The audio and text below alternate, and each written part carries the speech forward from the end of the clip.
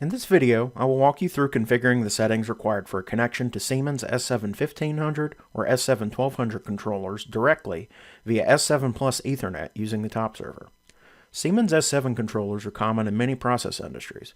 S7-1500 and S7-1200 family controllers specifically support symbolic or tag-based addressing, which many users prefer as it is more user-friendly and descriptive than the traditional variable type addressing. I will start by discussing some key best practices when using this driver, and then cover the channel and device setup, including auto-generating the tag database, and provide a summary of the settings that will be encountered, and when it is appropriate to change them from the default values. First and foremost, as is true with almost all Ethernet-based drivers in top server, it is always recommended to configure one device per channel wherever possible. This provides the best performance by allowing top server to communicate with each device in parallel, as opposed to one at a time, which would occur for multiple devices on a single channel. The S7 Plus Ethernet driver supports up to 256 channels in a single top server, so unless you have more than 256 Siemens controllers to connect to, there's typically no reason to have more than one on a single channel.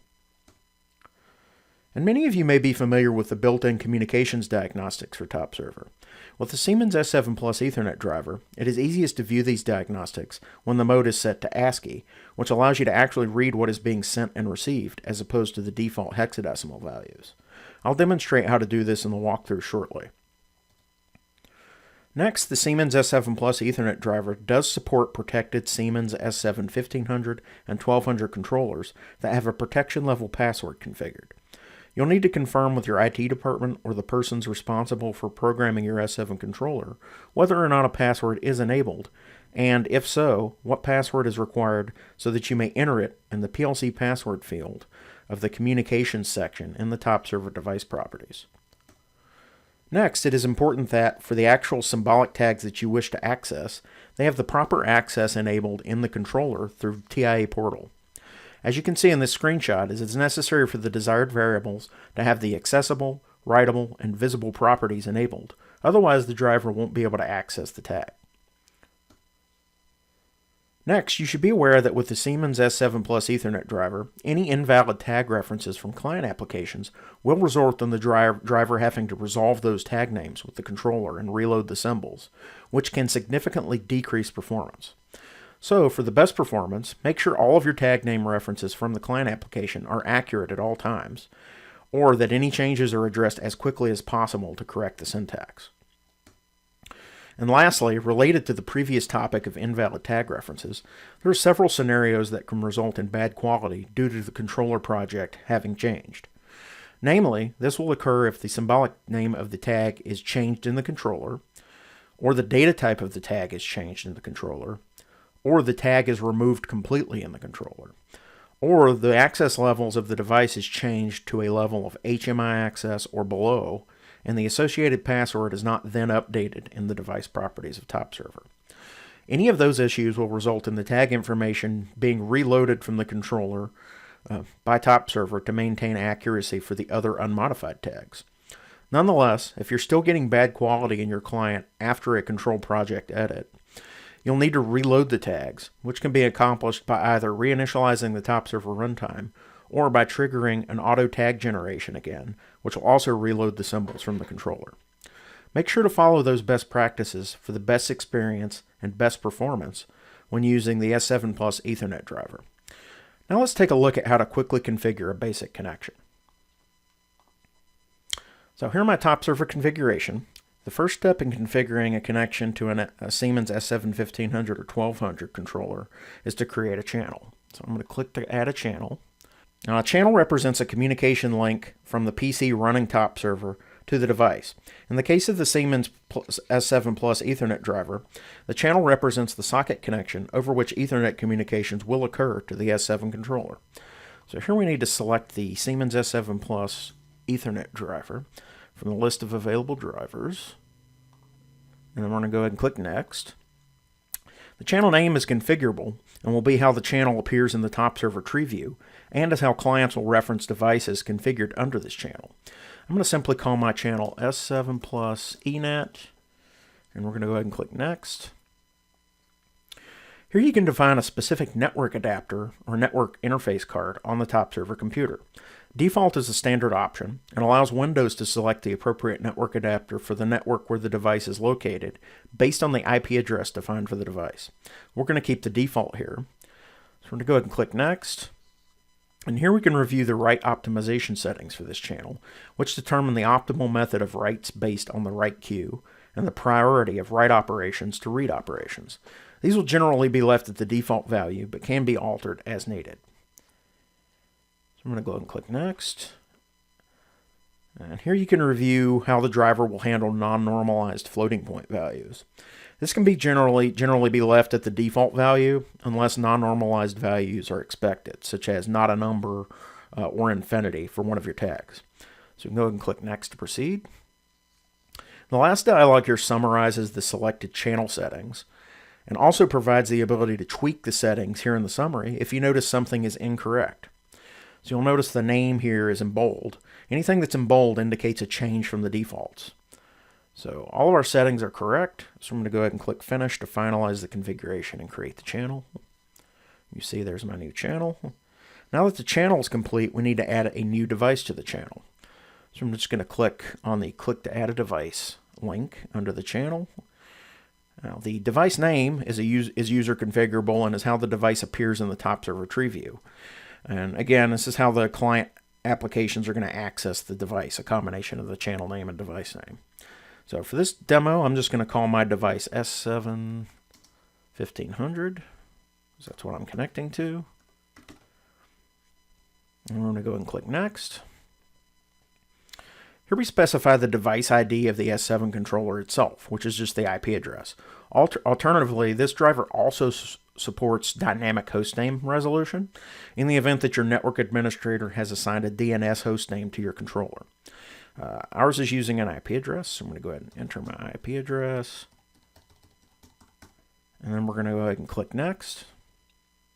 Now we need to specify the device's scan mode settings for subscription-based clients. In systems where bandwidth utilization is not a concern, this setting should be left at the default. The specific options are the default for client-specified scan rate, which simply respects the requested scan rate from client applications to determine how often to scan the device. Request data no faster than sets a ceiling, and data will be requested no faster than the specified time frequency. It could be specified slower than the specified time frequency, though. Which brings us to request all data at scan rate, which means all data will be requested at the specified timing frequency, regardless of how fast or slow the client is requesting data.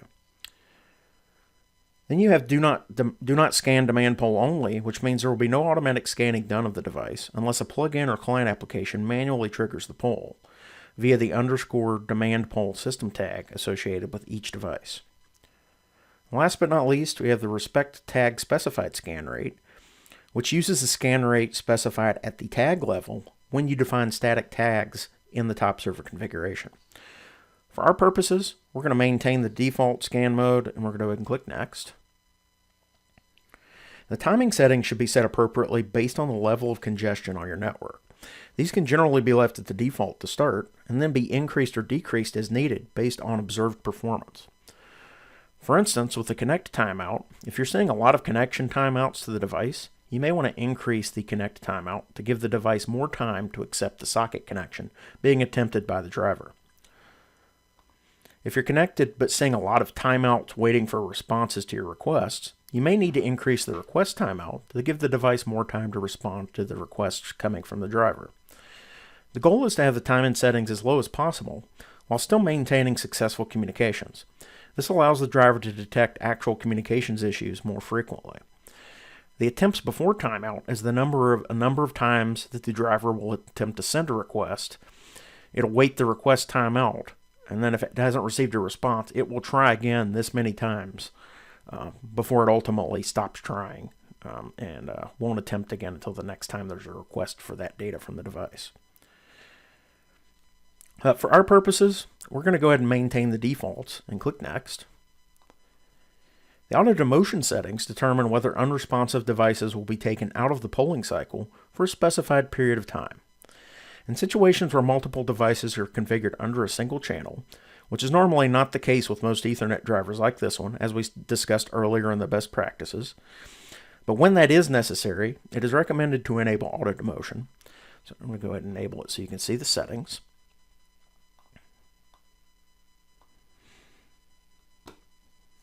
And with it enabled, you would want to enable discard requests when demoted. And that causes the driver to discard write requests on devices that are written to frequently. Otherwise, those write requests are going to override the auto demotion period and attempt a connection immediately. And since devices under a channel are treated sequentially, this will prevent a down device from repeatedly slowing down communications for the other devices that are still available on the channel. And auto demotion will, after the number of timeouts, auto demotion will cause this device to be pulled out of the polling cycle for the specified demotion period, which defaults to 10 seconds or 10,000 milliseconds. Now, for our purposes, since this is an Ethernet driver and there's only the one device on the channel, we're going to go ahead and put this back to the default of disabled, and we're going to go ahead and click Next. So here you specify the automatic tag generation settings. S7 Plus Ethernet driver can automatically generate tags for symbolic variables available on the controller by directly connecting to the controller and requesting those. The settings here, though, determine if and when the tag database will be created, how previously generated tags will be handled, and if tags should be included in a specified parent group. This parameter keeps automatically generated tags from mixing with tags that have been entered manually. Actually, initiating tag generation, though, is completed later after the device configuration has been finished. So we're going to go ahead and leave these settings at the default and click Next. Here we can review the device settings in the summary for correctness and make any necessary tweaks. Again, you'll notice some settings in bold, which are the only ones we changed from the defaults or entered for blank fields, which is only going to be our device name, our IP, and our IP address. Now, we can also scroll down here. If I expand this, you'll also see that we could scroll down here and specify the PLC password that we discussed in the best practices if your S7 controller has been secured and requires authentication. This setting is also available in the device properties later. Our S7-1500 does not have a password, so we're going to go ahead and click Finish here to create our device. Now that our device is finished, we can open the properties of the newly created device by double-clicking on it. And then we want to go to the tag generation section to revisit the automatic tag generation process. As long as the controller is available on the network, which ours is, I simply need to click the blue Create Tags link to start the automatic tag generation process. We can confirm down here in the system log that we're attempting to automatically generate tags for our device. And we'll see that it has completed and that it created 30,843 static tags. Now, alternately to the automatic tag generation, I could also choose to define static tags manually. I'm going to click out of here. So you see you can click to add a static tag manually in the server, or you can create tags dynamically in the client application for the configured device by just using the proper address instead of a static tag name. Now, just as a hint, if we go look at some of the static tags that were created, so the dynamic address for this particular airflow rate tag would just be the address that's specified here. So one of the things that I typically recommend so that you make sure that you're getting the correct syntax would be to, if the controller is available, go ahead and do a tag import, and then you can go and you can export to CSV. So then you have a reference list of all the available addresses that you can use for dynamic addressing in your client application, and you can just delete the tag database in top server if you prefer not to maintain that over time. That way you make sure that you have the correct spelling, correct syntax, and you don't end up with those invalid tag errors that can slow down the performance of the driver.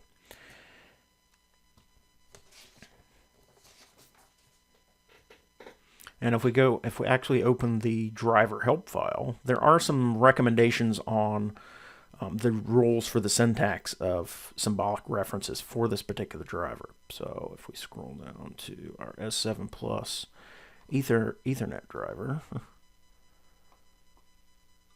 and go to the address descriptions, you can see there's an entire section in here with rules about the syntax, such as maximum length of 1,350 characters, no spaces only addresses, meaning the address can't consist of all spaces, no leading or trailing spaces, and so on and so forth. So like I said, with those rules, and since a symbolic tag address, there aren't a whole lot of rules on what you can use there to make sure you're using the right syntax. That import and then exporting it to CSV gives you a good reference to make sure you're using the right syntax. And that export file would even let you, with a little bit of massaging, you could potentially just import that directly into your client application. For instance, if properly formatted, that CSV export could be used to perform a DB load into AVEVA InTouch. So I'm going to go ahead and close that. So regarding the communications diagnostics that I mentioned in the best practices earlier, let's go ahead and enable those under our channel properties. Diagnostics capture, set that to enabled. I'm going to click apply. And then we need to right click on the device and select diagnostics. And that brings up our diagnostics window. And once we're communicating, we can then change the mode to ASCII. It doesn't give us the option to do that until we're actually communicating. So last but not least, to test communications using our channel device and tags that we just configured, we'll go to the top server toolbar. And we're going to use the OPC Quick Client that installs with Top Server, and it's going to automatically connect to Top Server and subscribe to the auto-generated static tags that we imported earlier from the device. So once that's completed, and you can see down here the communications diagnostics are already starting. Now, if we go find one of the groups of the actual symbolic references that we imported from the device, you can see we've got good quality, we've got values for our tags. So now, if we go back over to our communications diagnostics, you'll see the default is hexadecimal mode. So not really a lot that you can read there without doing a conversion of the hex to something that's human readable.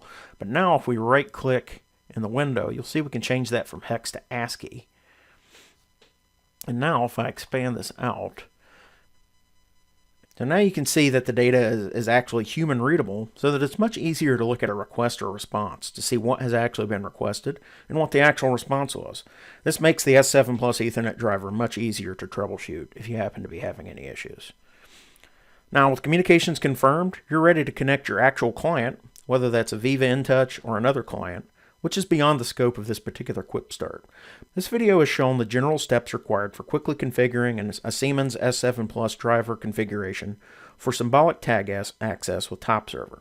It is not intended to be a comprehensive how-to regarding the Siemens S7 Plus Ethernet driver, and the driver help file should be referenced for further information. For client-specific how-to tutorials to get S7-1500 or S7-1200 symbolic tags into your own client, such as AVEVA InTouch, visit our Top Server Videos resources page shown here. Scroll towards the bottom of the page for client-specific how-to tutorials.